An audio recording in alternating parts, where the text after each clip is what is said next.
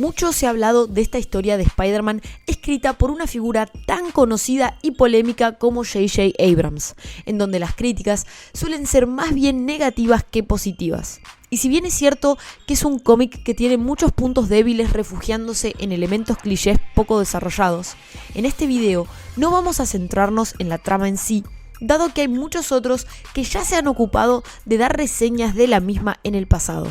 En este video vamos a centrarnos más bien en algunos rasgos de la personalidad de sus protagonistas para que luego cada quien saque sus propias conclusiones respecto de si le convence o no esta historia.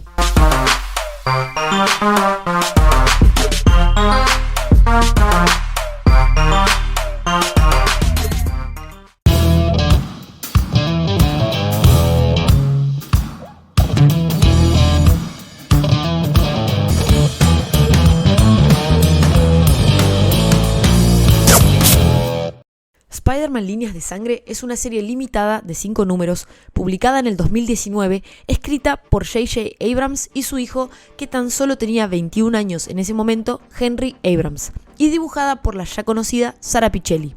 Yéndose por el lado de la ciencia ficción como era de esperar, el equipo creativo presenta un nuevo villano llamado Cadaverus para protagonizar esta historia junto a Peter Parker y su hijo Ben, quien fue concebido por Mary Jane, personaje que muere en el primer número de esta serie. Con una trama un tanto compleja que involucra a los padres de Peter y la sangre de Spider-Man como respuesta a la problemática del villano, veamos qué elementos de personalidad fueron proyectados en sus protagonistas. Primero que nada tenemos a Peter Parker, a quien vemos como el héroe de la ciudad en el primer número, pero luego de ver cómo su esposa era atravesada por las garras del villano, decide irse lejos y colgar las redes, dejando a la tía May a cargo de su pequeño hijo Ben para dejarlo fuera de peligro. Esa experiencia traumática hizo de Peter un padre ausente, quien no parece tener mucha implicancia en la crianza de Ben, con una actitud francamente egoísta disfrazada de un altruismo protector, estancado en un duelo que no puede procesar. Peter ha abandonado completamente a su familia, ni siquiera visitando a May una vez que está en Nueva York. De todas maneras, podemos ver que Peter sigue siendo hijo del rigor, habiéndose convertido en un fotógrafo de guerra, ejemplificando muy bien el proceso psicológico que le encuentra sucediendo. Es como si nunca hubiera abandonado el campo de batalla, pero se encuentra paralizado y no puede hacer nada más que ser un espectador que no interviene, igual que en su vida superheroica, en donde se encuentra estancado, pero no por eso significa que la ha dejado totalmente atrás.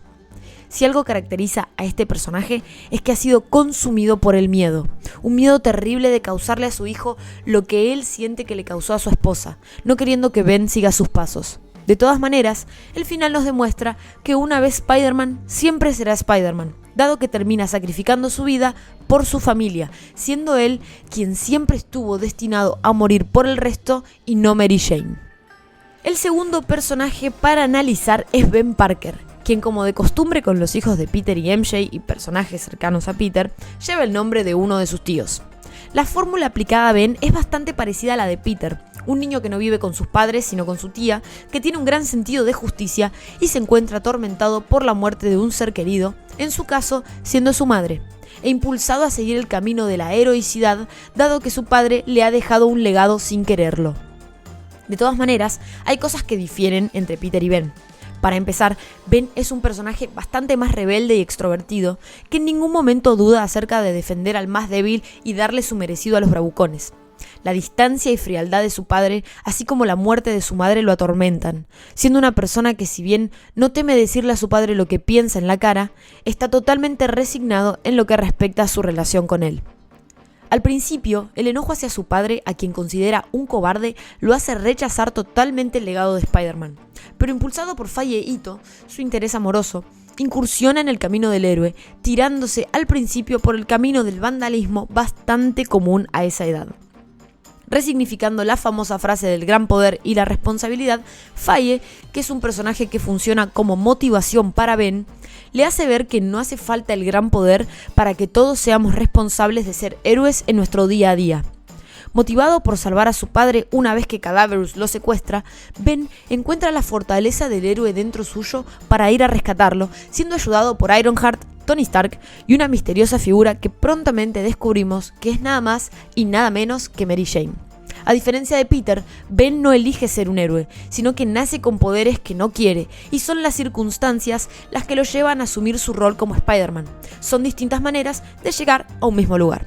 En cuanto a Mary Jane, su muerte funciona como el detonante para la conflictiva de los dos personajes principales masculinos, repitiendo así un concepto bastante bien descrito por Gail Simone, que es el de mujeres en refrigeradores, en el cual el sufrimiento del personaje femenino sirve nada más que para darle sentido a la motivación del personaje masculino. Su muerte en un puente nos recuerda a otra muerte más clásica, en donde Peter se ve incapaz de hacer algo al respecto, siendo un elemento que cambia profundamente la historia del personaje, solo que en este arco lo lleva hacia el cinismo y la desesperanza de manera prolongada. Al final de la historia, los Abrams pretenden redimirse del destrato hacia el personaje, trayéndola nuevamente a la vida a partir de un acto heroico de Peter Parker y convirtiéndola en una heroína que fue inspirada por él.